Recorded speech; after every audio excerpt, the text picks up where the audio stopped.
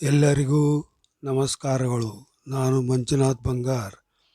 ಈ ದಿವಸ ನಿಮಗೆ ತುಂಬ ಕುತೂಹಲಕರವಾದ ಪ್ರಸಂಗವನ್ನು ಹೇಳಲು ಇಚ್ಛಿಸುತ್ತೇನೆ.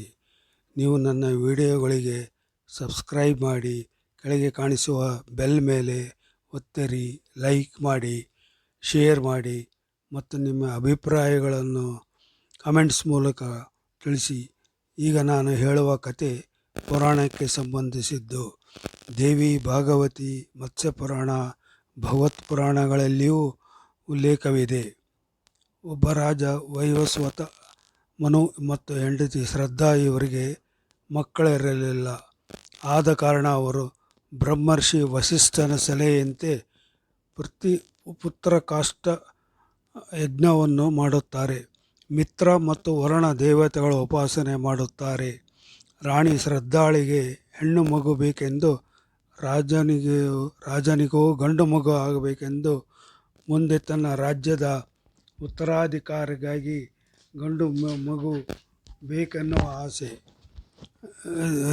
ದೇವತೆಗಳಾದ ಮಿತ್ರ ಮತ್ತು ವರುಣ ಅವರಿಗೆ ಹೆಣ್ಣು ಸಂತಾನವನ್ನು ಕರುಣಿಸುತ್ತಾರೆ. ಆ ಹೆಣ್ಣಿಗೆ ಅವರು ಇಲ ಅಂತ ಹೆಸರಿಡುತ್ತಾರೆ. ಆದರೂ ಮನೆಗೆ ಸಂತೋಷವಿರುವುದಿಲ್ಲ. ತನ್ನ ಮಗನು ರಾಜ್ಯವಾಳಬೇಕೆಂಬುದು ಅವನ ಆಶೆ. ಅವರು ಪುನಃ ದೇವತೆಗಳಾದ ಮಿತ್ರ ಮತ್ತು ವರ್ಣರನ್ನು ಕುರಿತು ಘೋರ ತಪಸ್ಸು ಮಾಡುತ್ತಾರೆ. ದೇವತೆಗಳು ಪ್ರತ್ಯಕ್ಷರಾಗಿ ಇಲಾಳನ್ನು ಗಂಡಸಾಗಿ ಪರಿವರ್ತನೆ ಮಾಡುತ್ತಾರೆ. ಅವನಿಗೆ ಸುದ್ಯಮ್ಯ ಅಂತ ಹೆಸರಿಡುತ್ತಾರೆ. ಅವನ ರಾಜ್ಯಭಾರ ಮಾಡುತ್ತಿರುತ್ತಾನೆ. ಅವನಿಗೆ 3 ಮಕ್ಕಳಾಗುತ್ತವೆ, ಉತ್ಕಲ, ಗಯ ಮತ್ತು ವಿನಿತಾಶ್ವ ಅಂತ. ಒಂದು ಸಲ ಸುದ್ಯಮ್ನನು ಬೇಟೆಗಾಗಿ ಅರಣ್ಯಕ್ಕೆ ಹೋಗುತ್ತಾನೆ.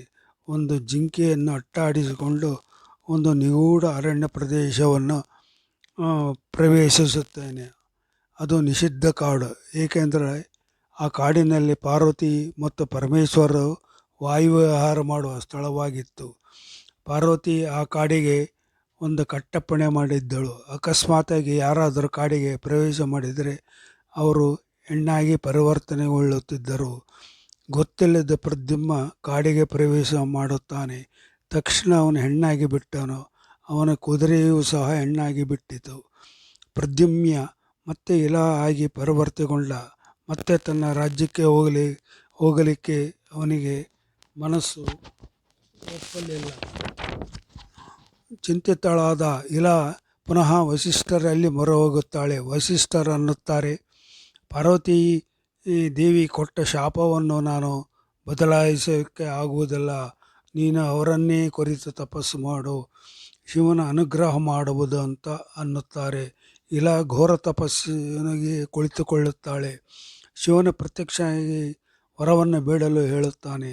ಇಳ ತನ್ನನ್ನು ಪುನಃ ಗಂಡಸನ್ನಾಗಿ ಮಾಡಲು ಕೇಳಿಕೊಳ್ಳುತ್ತಾಳೆ.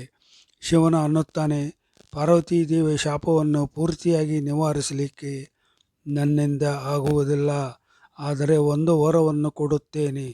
1 ತಿಂಗಳು ಹೆಣ್ಣಾಗಿ 1 ತಿಂಗಳು ಗಂಡಸಾಗಿ ನೀನು ಬದಲಾಗುತ್ತೀಯ ಅಂತ ಹೇಳಿ ಅದೃಶ್ಯನಾಗುತ್ತಾನೆ. ಇಲ ತನ್ನ ಹಣೆಬರಹಕ್ಕಾಗಿ ಪರಿತಪಿಸುತ್ತಾ ಕಾಡಿನಲ್ಲೇ ಉಳಿಯುತ್ತಾಳೆ. ಒಂದು ಸಲ ಇಳೆ ಸ್ನಾನಕ್ಕೆಂದು ಒಂದು ಸರೋವರಕ್ಕೆ ಹೋಗುತ್ತಾಳೆ. ಚಂದ್ರನ ಮಗನಾದ ಬುಧನು ಆಕೆಯನ್ನು ನೋಡುತ್ತಾನೆ. ಆಕೆಯ ಸೌಂದರ್ಯಕ್ಕೆ ಮರಳಾಗುತ್ತಾನೆ. ಆಕೆಯನ್ನು ಮದುವೆಯಾಗಲು ಬಯಸುತ್ತಾನೆ. ಇಲ ತನ್ನ ಶಾಪವನ್ನು ಬುಧನಿಗೆ ತಿಳಿಸುತ್ತಾಳೆ. ಆದರೂ ಅವನು ಇಲಾಳನ್ನು ಒಪ್ಪುತ್ತಾನೆ. ಬುಧನ ತಂದೆ ಚಂದ್ರನು ದೇವಗುರು ಬೃಹಸ್ಪತಿ ಪತ್ನಿ ತಾರಾಳನ್ನು ಮೋಸದಿಂದ ಆಕೆ ಶೀಲವನ್ನು ಅಪಹರಿಸಿದ್ದ. ಗುರು ಬುಧನಿಗೆ ಶಾಪ ಕೊಡುತ್ತಾನೆ. ನೀನು ಕೆಂಪುರುಷನಾಗು ಅಂತ ಶಾಪ ಕೊಡುತ್ತಾನೆ. ಅಂದರೆ ಹೆಣ್ಣು ಗಂಡು ಮತ್ತು ಪ್ರಾಣಿಗಳ ಲಕ್ಷಣಗಳು ಇರುವುದು. ಆಂಜನೇಯನು ಅಥವಾ ಹನುಮಂತನು ಕೂಡ ಕೆಂಪುರುಷನೆಂದು ಅನ್ನುತ್ತಾರೆ. ಇಲ ಕೂಡ ಅದೇ ಲಕ್ಷಣವಿರುವುದರಿಂದ ಬುಧನು ಒಪ್ಪಿ ಮದುವೆ ಮಾಡಿಕೊಳ್ಳುತ್ತಾನೆ. 1 ವರ್ಷವಾದ ಮೇಲೆ ಅವರಿಗೆ ಪುರೂರವ ಎನ್ನುವ ಗಂಡು ಮಗು ಹುಟ್ಟುತ್ತದೆ.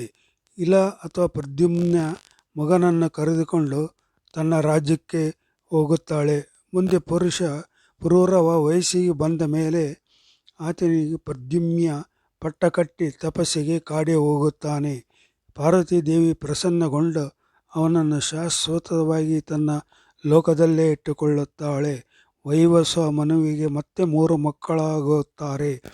ಅವರಲ್ಲಿ ಇಕ್ಷ್ವಾಕು ಸೂರ್ಯನನ್ನು ಆರಾಧಿಸಿ ಸೂರ್ಯವಂಶವನ್ನು ಸ್ಥಾಪಿಸುತ್ತಾನೆ. ಅವನ ವಂಶದಲ್ಲಿಯೇ ಶ್ರೀರಾಮಚಂದ್ರನು ಹುಟ್ಟುತ್ತಾನೆ. ನಮಸ್ಕಾರಗಳು ಸ್ನೇಹಿತರೆ. ಜೈ ಭಾರತ್.